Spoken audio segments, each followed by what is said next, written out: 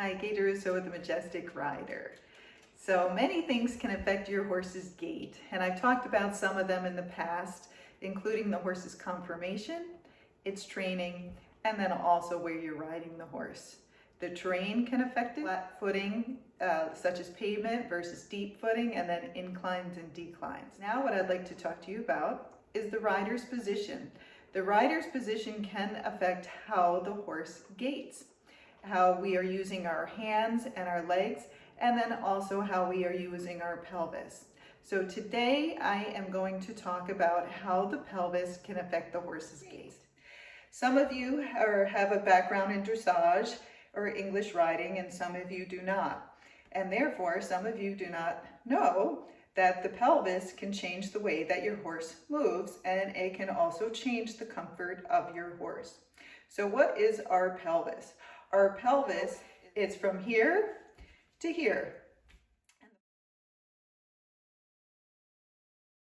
Okay, so proper riding position is when you have your shoulders over your hips and your hips over your heels. Okay, we're trying to center our body over the horse's back to help them comfortably carry us. But besides just sitting up tall, our pelvis can change the way that horse gaits. So when you're riding the horse, we would like to be in a neutral position where we're on our seat bones and our pelvis is pretty much neutral. So I'm just holding where the pelvis is. Okay. What you're trying to do is keep yourself balanced over that horse. You want to help that horse gait and not block it from gaiting. So you're trying to help the horse by letting your pelvis move with them, but also trying to use your weight to help them. So if I tilt my pelvis forward, or you can also call this anterior tilting of the pelvis.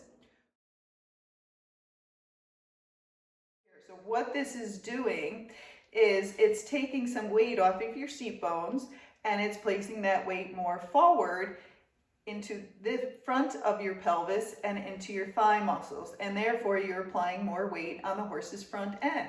It can change their footfall, and therefore it can help to get your horse out of a pace.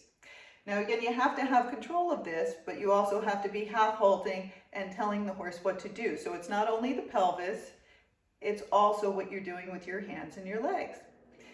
If you're neutral, well, that's helpful if the horse gaits correctly and can hold his gait. And so that's what you're going to do once your horse is trained and can stay in gait, is you're going to be in a neutral position. If I tilt my pelvis backward, or also called posterior, I'm putting more weight on my seat bones back here. I'm lightening the front end up here, and you'll see my back is curving and my abdomen is coming in. So then you would be sitting like this. A lot of people call this a chair seat because more weight is in the back end. So by doing this, you're putting more weight on that horse's hindquarters, and by doing that, you're changing their footfall. So the more you can control your pelvis, the more you can try to help your horse to gait. Now, sometimes you're doing these things by accident. Some people have a tighter back and a looser abdomen. Some people have a tighter abdomen and a little bit of a looser back. So the way you're sitting can change what your horse is gaiting, because all this, it communicates. Our muscles are very strong here, and our weight communicates down through the horse's back, and it can cause them comfort or discomfort.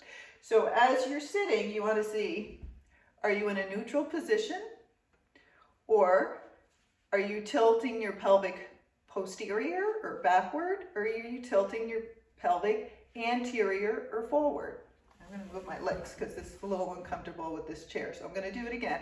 So this is neutral. Kind of see how my back is. This is tilting my pelvic back if my horse is trotty. This is tilting my pelvis forward if my horse was pacey. So trotty, you want to sit back more, so you're trying to get your horse to rack. And your horse is on the trotty side, you want to bring your pelvis back. So you want to tilt, your horse is on the trotty side and you want to rack, you want to bring your pelvic posteriorly and put more weight in those seat bones. Your horse is pacey when you're trying to rack or you're trying to do a running walk, so you can tilt your pelvis forward, and so you have more weight into the thigh and the front of your pelvis and less weight under your seat bones. So you'll see I can get my hand under here. So watch it again. I'm going to keep my hand under here this time. So this is neutral, so my weight is right on my seat bones, so you can put your hands under and see if you can feel the bones of your buttock. You can feel your seat bones. I'm tilting anterior, so now I'm lightening my seat. And you'll hear me talk to a lot of people about sit back, sit on your seat pockets.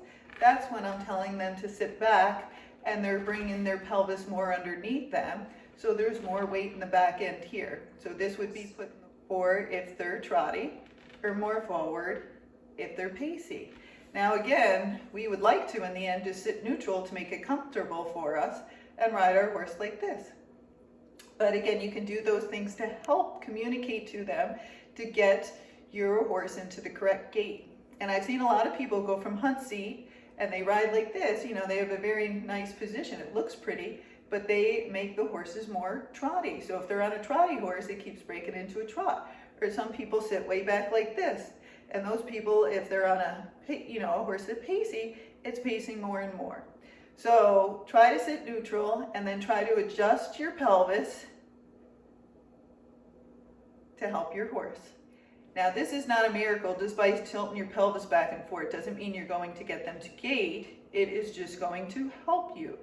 So you have to be aware of how you're sitting on your horse, what you're doing with your pelvis, because if we're misaligned or we have a tight abdomen or a tight back, that can affect the way that horse gaits because they can feel it. The other thing that happens is when people ride, a lot of people, I'm going to put my hands on the top of my hips, people ride crooked like this, or they ride the other way like this, because they might have muscles on one side that are tighter than the muscles on the other side or stronger than the other. So if you're riding like this and you don't know it, that can affect your horse's gait. Or if you're riding like this. Now, it'll affect the horse's gait, but it will also affect you. So when you're riding your horse, you might be getting hip pain, back pain, or abdominal pain and think it's coming from the horse, when in the end, it's because you're not sitting correctly on the horse. So you can do stretches, strengthening exercises, and things to help you to get level. But if you're having problems, have somebody videotape you from behind or from the front, but sometimes the horse's head and neck get in the way, and see if you are sitting level with your hips level or you're riding like this. And again, if you are, you want to try to do stretches and strengthening and get yourself level. Now, a lot of us send our horses to the chiropractor, right? And we get them adjusted, but you should get adjusted as well and try to get yourself so you're sitting evenly on that horse. And that will help, so then you don't have pain down your sides, in your back, in your abdomen, or in your hips. So you might have to do stretches as well to help you to get in that position. So if you're someone who has very tight muscles up in the front, or your adductor muscles, that can make your pelvis tilt forward, okay? If you're more tight in the back, or have like tighter hamstrings or tight muscles in the back, you might sit more back like that. And that can change the way that that horse gaits. So it's something just to be aware of, and knowing that our pelvis and the way that we're riding can truly affect that horse's gait. So when we're always trying to work on them to try to get the horse to gait better, and people are doing specific exercises for the horse, don't forget it's also how we are riding them, how we're using our back and our abdomen, how we're sitting, how our shoulders are, how our head and neck. Because in the end, we want to balance ourselves and try to make it as easy as we can for the horse to gait. Same thing happens if the horse is tripping. If you're riding like this, talking to people, and you're just looking back and not paying any attention, you're riding with a twisted pelvis, aren't you?